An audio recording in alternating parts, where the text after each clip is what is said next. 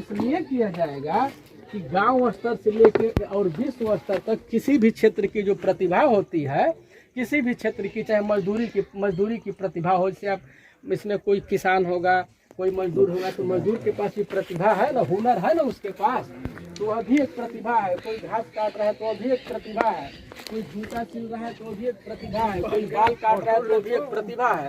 तो इसी तरह से हर क्षेत्र की प्रतिभाएं होती है। हर क्षेत्र की जो प्रतिभाएं हैं, चाहे तकनीक के क्षेत्र की हो, संगीत के क्षेत्र की हो, पढ़ाई लिखाई से संबंधित हो, या किसी भी क्षेत्र की प्रतिभा, तो उन प्रतिभाओं में 1 और 20 का अनुपात होता है। तो संसाधन यानी कि आय और संपत्ति में 1 और 20 का अनुपात होना चाहिए। यानी कि देश के सबसे अगर अमीर व्यक्ति के पास, यानी कि सबसे जो प्रतिभावान व्यक्ति है, उसके पास अगर 20 करोड़ की संपत्ति है, तो गरीब के पास भी 1 करोड़ की संपत्ति होनी चाहिए। और इसलिए होनी चाहिए कि जो सबसे प्रतिभावान व्यक्ति है, जो सबसे अमीर व्यक्ति है, जो जितनी जरूरत उसकी होती है उतना ही जरूरत एक गरीब आदमी की भी होती है। ऐसा नहीं कि हमारे जो पीएम सीएम है, हमारे जो डीएम हैं, या जो हमारे वैज्ञानिक हैं, वो 2-4 टन भोजन करते हैं, उनके बच्चे भी 10-20 कुंटल का नाश्ता करते हैं, उनको रहने के लिए बहुत लंबा घर चाहिए, यानी कि जम्मू कश्मीर से लेकर कन्याकुमारी तक इतना उनको लंबा घर चाहिए, उनका शरीर इतना लंबा है, उनको इतना पहनने के लिए कपड़ा चाहिए कि सारे कल कारखाने जितने गारमेंट्स के हैं सब कल कारखाने उनके होने चाहिए। ऐसी बात नहीं है। एक गरीब के बच्चे को भी शिक्षा जितनी उनके बच्चों को शिक्षा की जरूरत है, तो गरीब के बच्चे को भी शिक्षा और स्वास्थ्य की जरूरत है। उनको भोजन चाहिए तो इनको भोजन चाहिए। जितनी जरूरत उनकी है उतनी ही जरूरत गरीब की भी है। लेकिन इस व्यवस्था में, जिस व्यवस्था का हम लोग प्रचार प्रसार कर रहे हैं, इसमें एक संतुलन होगा। उनके प्रतिभा का सम्मान करते हुए आय और संपत्ति को 1 और 20 के अनुपात में किया जाएगा। तो और ये सब करने के लिए इस व्यवस्था को हटाना पड़ेगा, यानी कि जनता का ही पूर्ण प्रत्यक्ष शासन प्रशासन कैसे होगा, इस व्यवस्था में नेता नहीं रहेंगे। लोग कहते हैं, हम कई लोग प्रश्न खड़ा करते हैं कि भाई जब नहीं रहेगा तो कोई देश कैसे चलाएगा, देश कैसे चलेगा। ये राजनेता लोग देश नहीं चलाते हैं। आज कान खोल करके स्पष्ट रूप से सुनिए कि प्रशासन देश को चलाता है, यानी कि जो अधिकारी कर्मचारी हैं हर क्षेत्र के, ये देश को चलाते हैं। और जहाँ तक कानून बनाने की भी बात है, तो जो राजनेता होते हैं उनके सचिवों के पैनल होते हैं, वे सचिव लोग कानून का ड्राफ्ट लाते हैं, तैयार करते हैं। ये लोग तो जो दोनों सदन होता है, उस सदन में अपने बहुमत से उसको पास फेल कराते हैं, फिर जाकर के न्यायपालिका में उसकी समीक्षा होती है, कानून बनता है चाहे बिगड़ता है। ये लोग कानून वगैरह नहीं चलाते हैं। अगर आपको भी मान लीजिए कि इसमें से कोई अनपढ़ भी हो, अगर वो सांसद हो जाए, मंत्री हो जाए, तो भी देश चला सकता है, क्योंकि उसके अगल बगल जो अधिकारी होते हैं, सचिव पढ़े लिखे IAS IPS होते हैं, उनका एक पैनल होता है, सारा काम तो वो करते हैं। जैसे कि राबड़ी देवी ने बिहार में वो अपना शासन चलाई थी, तो राबड़ी देवी कहाँ पढ़ी लिखी है, लेकिन व्यवस्था चला लिया उन्होंने ना। तो इसी तरह से व्यवस्था नेता नहीं चलाते हैं, ये प्रशासन चलाता है। और जितना संसाधन उनको दिया जाता है, उनका वेतन है, भत्ता है, आवास है, पेंशन है, चाहे उद्योगपतियों के है, चाहे नौकरशाहों की, चाहे PM की हो, CM की हो, DM की हो, ये सबकी व्यवस्था आम जनता ही करती है। तो प्रशासन की जवाबदेही भी जनता के प्रति होनी चाहिए, न कि नेता के प्रति। इस व्यवस्था में नेता नहीं रहेंगे, इस व्यवस्था में जनता ही रहेगी, इस व्यवस्था में कोई पार्टी नहीं रहेगी। हालांकि हम लोग पार्टी के ही माध्यम से इस कार्यक्रम को हम चला रहे हैं, क्योंकि किसी को कॉलर पकड़ करके और छुरा मार करके तो हटाया नहीं जा सकता है, कानून बना करके ही हटाया सकता है। जैसे कि बाबा साहब ने अगर कुछ दलितों के उद्धार के लिए, या जो भी दबे कुचले और शोषित समाज है उसके उद्धार के लिए उन्होंने जो भी कुछ किया, तो कानून बना करके किया। तो कानून बना करके व्यवस्था लाई जा सकती है।